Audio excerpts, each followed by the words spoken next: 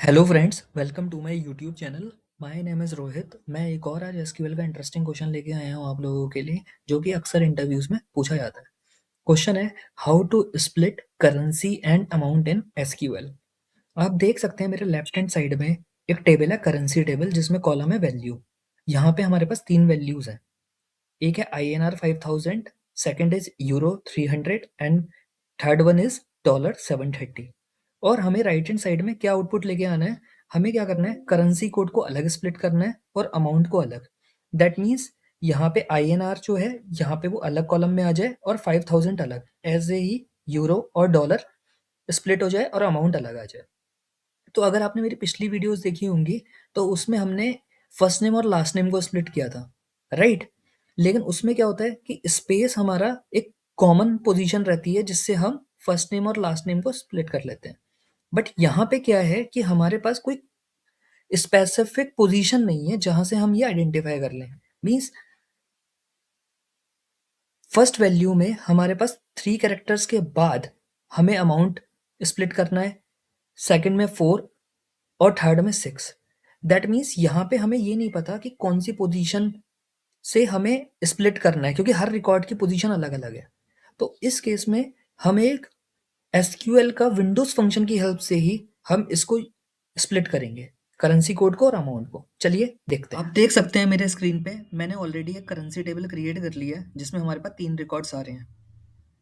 Column का name है value और रिकॉर्ड्स हमारे पास आ रहे हैं INR 5000, यूरो 300, डॉलर 730।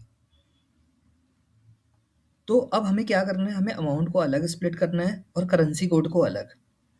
तो पहले टेबल पे इन रिकॉर्ड्स को स्प्लिट करने से पहले हम क्या करते हैं, एक स्पेसिफिक वैल्यू को स्प्लिट करके देखते हैं समझने के लिए। तो मैं क्या करता हूँ, उसके लिए एक वेरिएबल डिक्लेयर कर लेता हूँ, वैल्यू, और डेटा टाइप डिफाइन कर देता हूँ varchar 15। और यहाँ पे मैं सेम ही वैल्यू एक ले लेता हूँ INR 500। ठीक है, जैसे कि मैंने बताया था, हम विंडोज फंक्शन की हेल्प से स्प्लिट करेंगे। तो एक विंडोज फंक्शन होता है PAT index. So basically, pat index function returns the position of the pattern in a string। मतलब एक पैटर्न की पोजीशन बताएगा, राइट?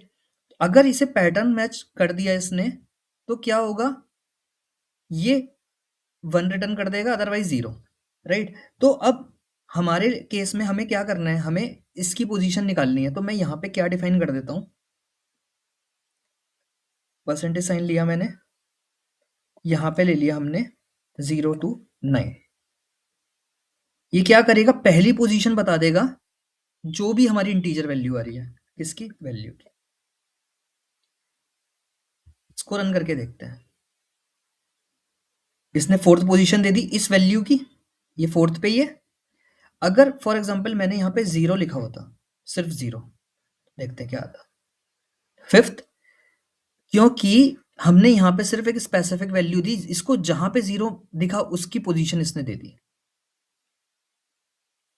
तो हमें 0 से 9 के बीच में जहां पे भी ये स्टार्ट हो रहा है, पहली इंटीजर वैल्यू वो आ जाएगी। तो इससे हमें क्या मिला, इससे हमें ये पता चल गया कि कौन सी पोजीशन पे ये वैल्यू आ रही है, हमारी इंटीजर वैल्यू।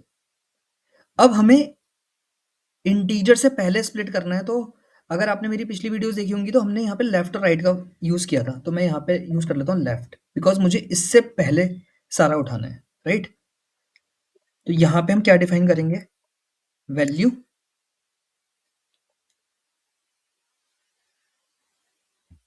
ये हमने किया।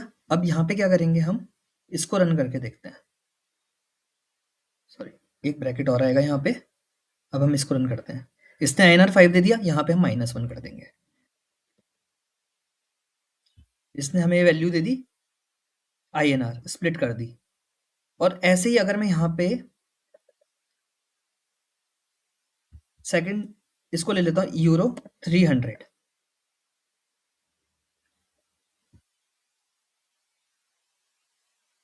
ने यहाँ पे ये स्प्लिट कर दिया।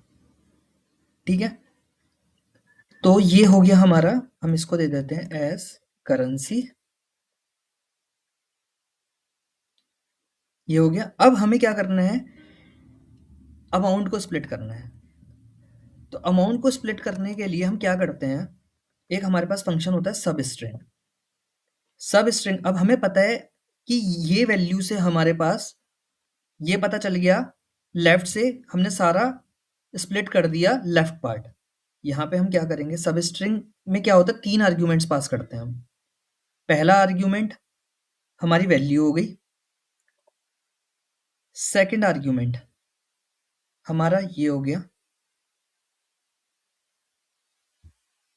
Right, PAT index. Second argument ये हो गया हमारा, कहाँ से कहाँ तक, फोर्थ से। तो हम यहाँ पे -1 नहीं लेते क्योंकि ये फोर्थ से उठाएगा हमारा, सॉरी फिफ्थ से उठाएगा, क्योंकि INR नहीं है, ये यूरो है, राइट। तो फिफ्थ पोजीशन से कहाँ तक, लास्ट तक। तो यहाँ पे हम ले लेते हैं लास्ट पोजीशन कैसे आएगी हमारी, पूरी लेंथ, राइट। तो लेंथ हमने ले लिया यहाँ पे ऑफ वैल्यू, इसको दे देते हैं एज अमाउंट। अब हम इसको रन करके देखते हैं, आ गया। और जहां जहां अब हमने वैल्यू पास करी है, हम क्या करते हैं, वहां वहां हम अपनी टेबल को पास कर देते हैं, from amount, sorry from currency.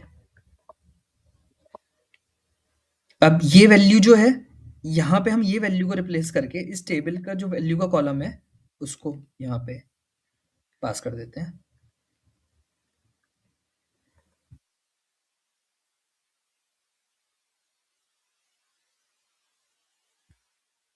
अब इसको रन करते हैं।